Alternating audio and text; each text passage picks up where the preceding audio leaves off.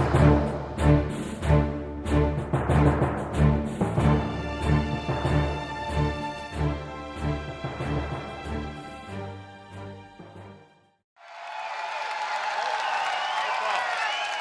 y'all doing in Times Square? Hey, look at here. I'm not one of these highly educated, easily speaking, kind of intellectual guys. I'm a U.S. Army combat paratrooper. And this is what I want to say. This is the simple message that we should be sending to Iran. When Iran stands up and they chant death to America, all we need to say is, you first. What message are we sending? What message are we sending when we sit down at the table with the #1 state sponsor of terrorism? What message are we sending when we sit down with a country that is holding 4 Americans hostage? No different from the last time we had a weakling in the White House when we had 53 Americans being held hostage. What message do we send when we create this false narrative about either we sign this piece of paper that just the same meant nothing to Adolf Hitler, it means nothing to the Ayatollahs, or the only other alternative is to go to war? Well, let me tell you something.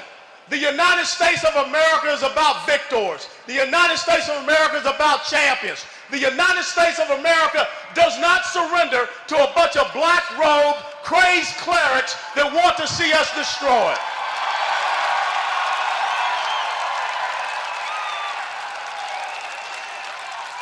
What does it say about us when we sit down and we sign an agreement with a country like Iran so that they can become an economic power, so that in 5 to 8 years, when the UN arms embargo is taken away, they can become a military power, and then in 10 to 15 years, they will become a nuclear power?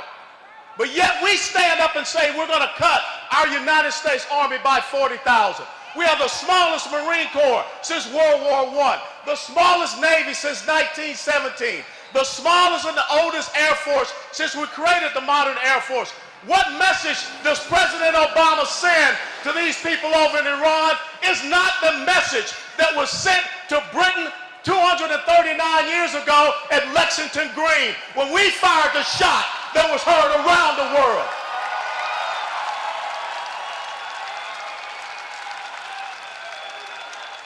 What message does it say to radical Islamic terrorists when we have people that go and kill our unarmed men and women at recruiting stations, at reserve component stations here in the United States of America, and we can't figure out if the kid was depressed, if the kid was on drugs? Well, hell no, he was a dadgum terrorist. That's what he was.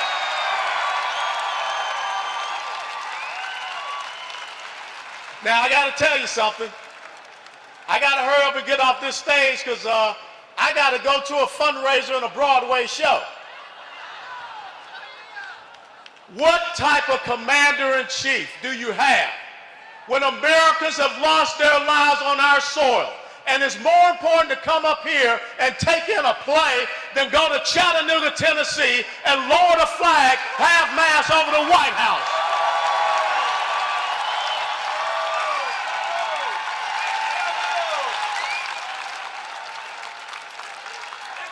It's very simple, ladies and gentlemen. Alexander the Great had a fantastic quote. And he said, I would not fear an army of lions if they were led by sheep, but I would fear an army of sheep if they were to be led by a lion. This great nation is a nation of lions that is currently being led by the greatest of sheep that we have ever seen in our 239 years of existence.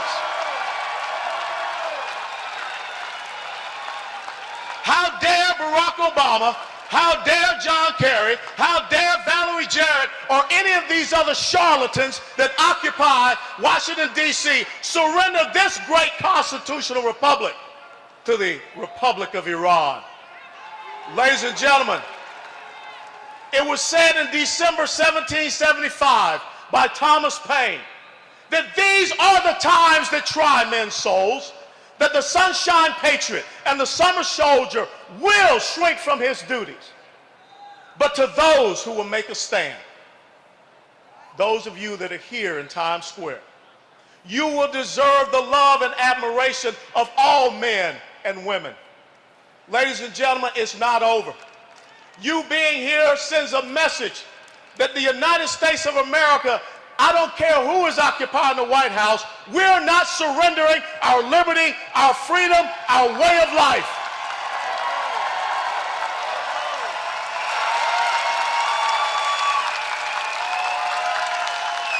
I want President Barack Obama to know one thing. You may say that you have done something that no one else has ever done. You know why no one else has ever done it? Because it's a damn stupid thing that you just did.